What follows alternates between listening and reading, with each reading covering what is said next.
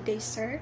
So going forward to the different directional terms, there needs to be a standard body position that we should be utilizing. So this is called the standard anatomical position. First is standing upright. Next is eyes and head directed straight ahead. Upper limbs at the sides, slightly away from the trunk. Palm facing forward and the thumbs pointing away from the body. The next is the lower limbs should be parallel, and the last one is the feet should be flat on the ground facing forward. Before we are going to start, so let's talk about what is median. So median refers to a plane passing vertically through the midline. So this median divides the body into left and right halves of equal proportion. So the midline is an imaginary vertical line down to middle of the body, and it divides the body into equal right and left sections. So it is easy to remember the definition of midline by just thinking of the word middle, which refers to midline. So the first pair of directional terms are the medial and the lateral. So let's divide the medial and lateral using sagittal planes. So what is sagittal plane? So sagittal plane runs vertically front to the back, and it divides the body into right and left sections. So when we talk about medial, so if we move toward the midline of the body, then we are moving medial. So this medial defined as the middle or towards the midline or the middle of the body. So in other words, in medial we are moving away from the sides and towards the midline. So this is called the medial. So it's easy to remember, just use the letter M. So when you think about the letter M, you can identify that it's about medial or middle. So in the middle part of our body. However, lateral, so if we are talking about lateral, if we move away from the midline of the body, then we are moving lateral. So this lateral refers to the side or toward the side of the body. So specifically, we're moving away from the midline and toward the sides. So this is lateral, and it can be remembered by thinking of your lats, which are your at the side back muscles.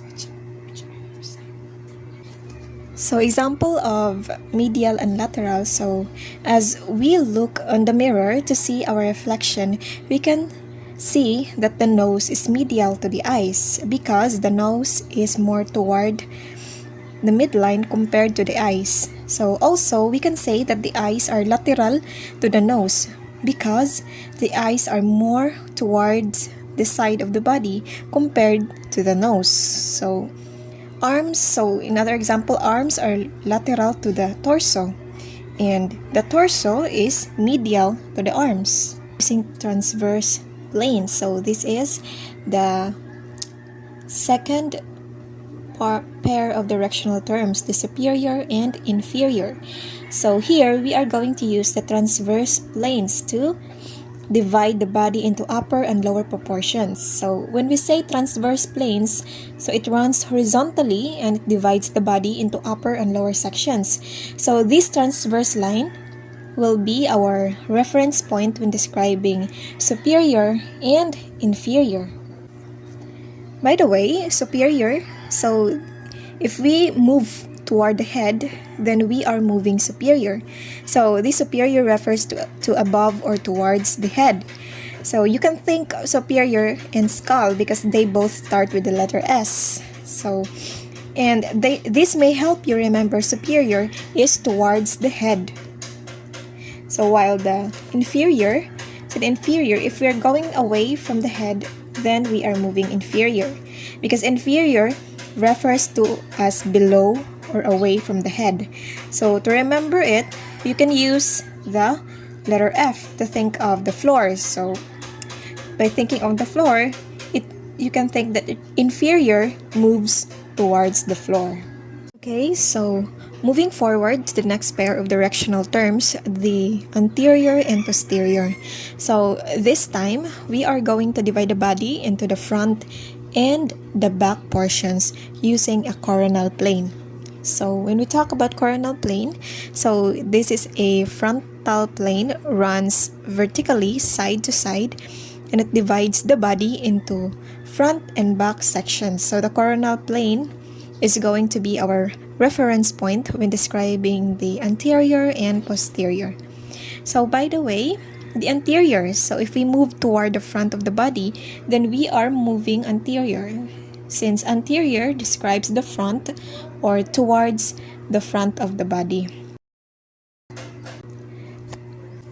Thus, the posterior also, so if we move toward the back of the body, so then we are moving posterior, because posterior describes the back or towards the back of the body.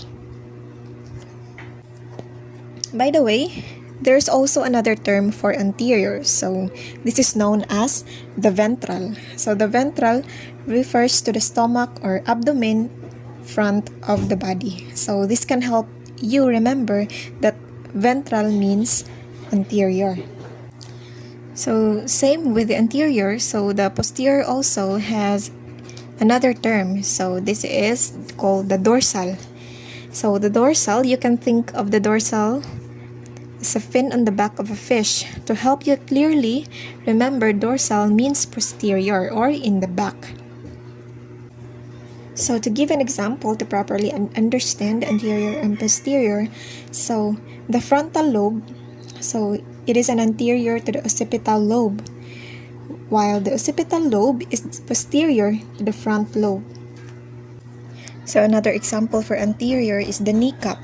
So as what you have seen, the kneecap is in the front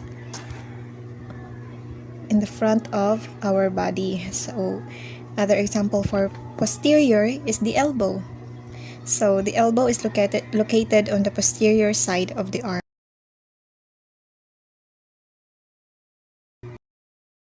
So moreover, we are going to move forward to the frontal and occipital lobe. So first is the frontal. So this is the large frontal lobe, extends from behind the forehead back to the parietal lobe.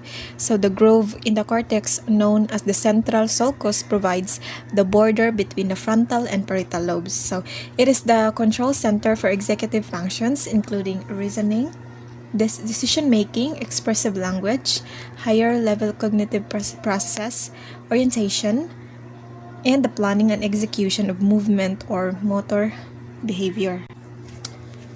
While the occipital lobe, located at the back of the brain, so it is the control center for the primary visual cortex, so the brain region responsible for processing and interpreting visual information. So furthermore, we are going to go to the next pair of directional terms that we are going to tackle.